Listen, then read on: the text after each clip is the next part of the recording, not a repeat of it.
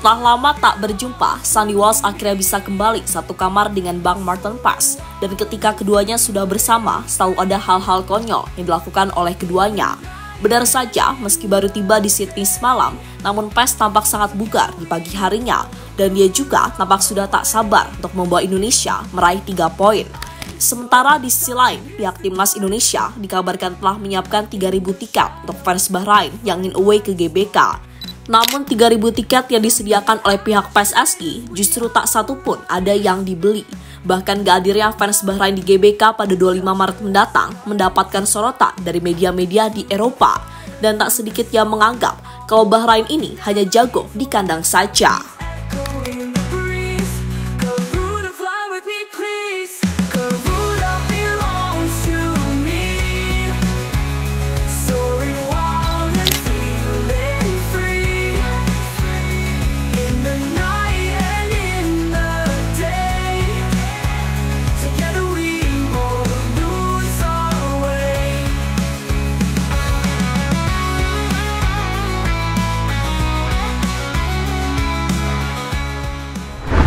Syukur alhamdulillah, pada akhirnya para pegawai Garuda sudah komplit dan semuanya sudah berkumpul jelang laga pamungkas versus Australia.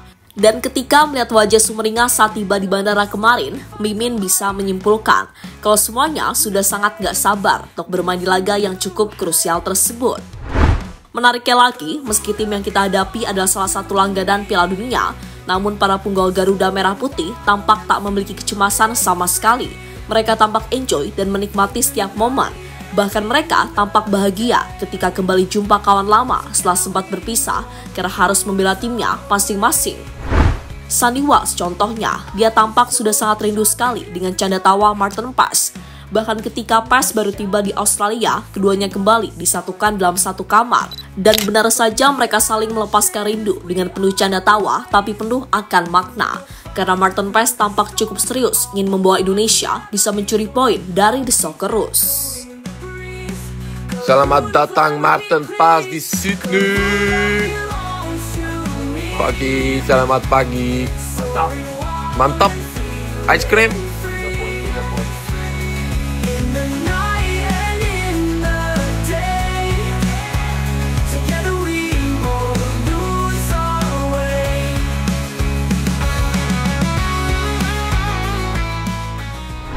Sementara itu, misi amankan 3 poin di kandang Kanguru sejatinya bukanlah hal yang mustahil. Apalagi di pertandingan nanti, timnas Indonesia mendapatkan banyak keuntungan. Mulai dari badai cedera yang menghampiri pasukan Tony Popovic, absennya setengah pilar penting timnas Australia, hingga masuknya jajaran pelatih top dunia dan pemain-pemain baru kelas Eropa. Dan dari sinilah menandakan era baru sepak bola nasional sudah mulai dipertunjukkan. Kolaborasi Patrick Kluivert beserta anak dari Johan Cruyff akan mulai bekerja lebih awal untuk beradaptasi, menganalisa serta saling berdiskusi satu sama lain. Strategi timnas Indonesia bisa dibantu dan disempurnakan oleh seorang penasihat teknis yang notabene tak kalah berpengalaman. Selain itu, khusus agenda terdekat bagi Cruyff, PSSI akan menggelar pengenalan secara resmi terlebih dahulu di depan media. Dalam kapasitas penasehat teknis, mantan pemain Barcelona FC dan Manchester United ini akan fokus membangun sepak bola Indonesia.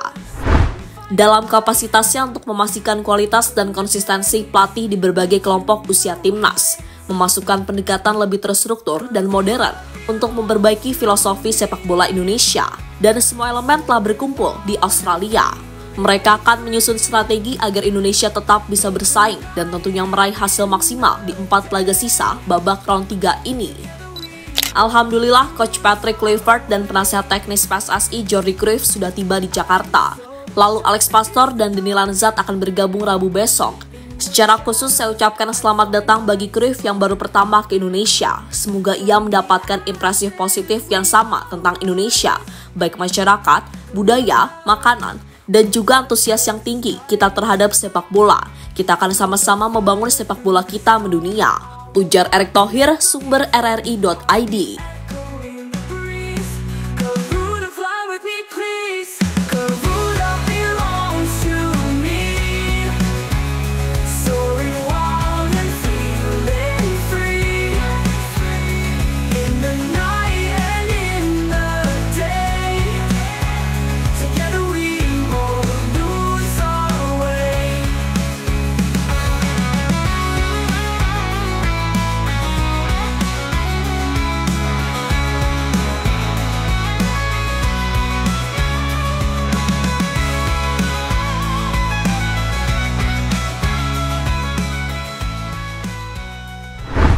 Dimulainya era baru sepak bola Indonesia.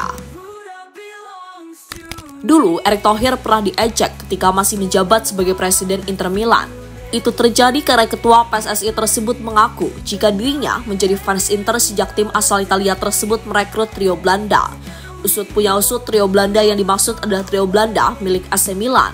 Kini seakan kembali mengingatkan momen tersebut, Erick Thohir benar-benar merekrut trio asal Belanda.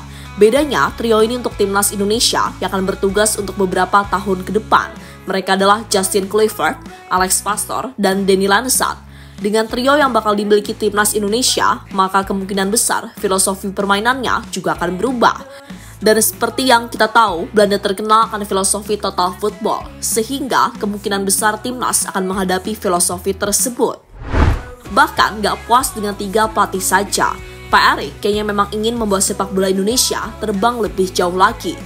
Dan benar saja, jelang match versus Australia, secara mengejutkan, Pak Erick telah mengumumkan sejumlah pelatih dan staf pelatih kelas dunia untuk menunjang kemajuan sepak bola Indonesia. Ya, Patrick Kluivert didukung oleh asisten pelatih berkelas seperti Alex Pastoor, Denny Lansat, hingga Gerald van den Berg. Selain itu, ada juga para staf pelatih ahli, mulai dari pelatih kiper, fisik, hingga analisis video pertandingan, like Woodenberg, Quentin Jacobs, Leo Ekthel, Jordi Kluitenberg, dan masih banyak lainnya. Di mana PSSI nampak melengkapi tim pelatih Kluivert dengan sempurna yang menunjukkan ambisi PSSI untuk membawa timnas ke level elit. Dan perubahan mencolok ini sekaligus menandai era baru sepak bola Indonesia di bawah kepemimpinan Patrick Kluivert.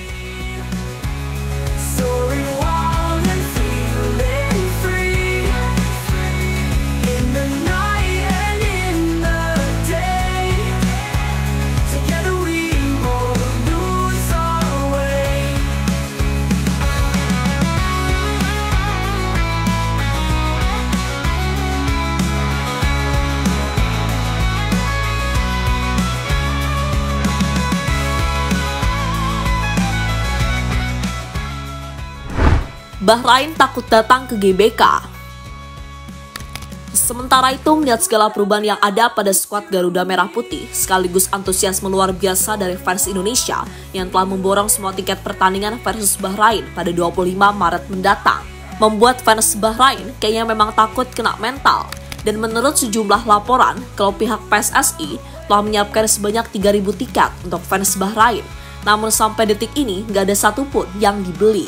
Bahkan nih, saking takutnya datang ke Indonesia, fans Bahrain ini mendapatkan sorotan dari media-media internasional. Dan tak sedikit yang menyebut kalau Bahrain ini memang hanya jago kandang saja.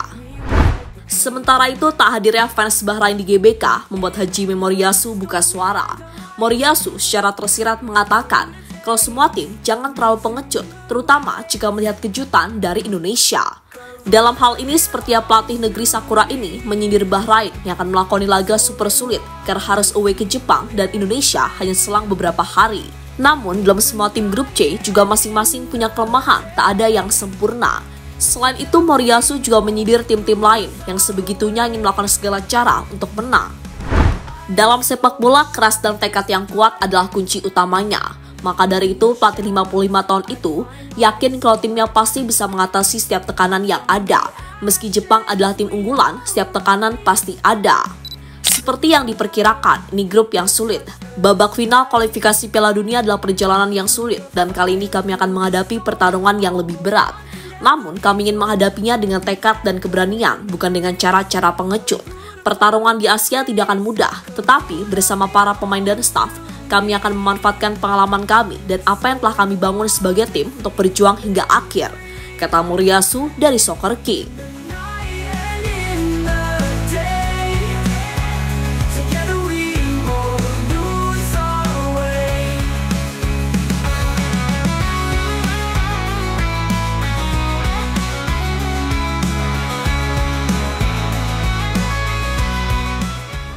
Dan terlepas dari apapun, intinya untuk sekarang ini, para pemain kita harus fokus di pertandingan versus Australia dulu. Karena match ini adalah match yang cukup krusial. Karena sekali lagi bisa amankan 1 poin, sudah syukur alhamdulillah. Karena seperti kita tahu, kalau Australia bukan tim kemarin sore yang mudah dikalahkan. Meski banyak pemain yang absen karena cedera, tapi pengalaman akan berbicara saat sudah di atas lapangan. So tetap rendah hati dan berikan yang terbaik di lapangan, oke?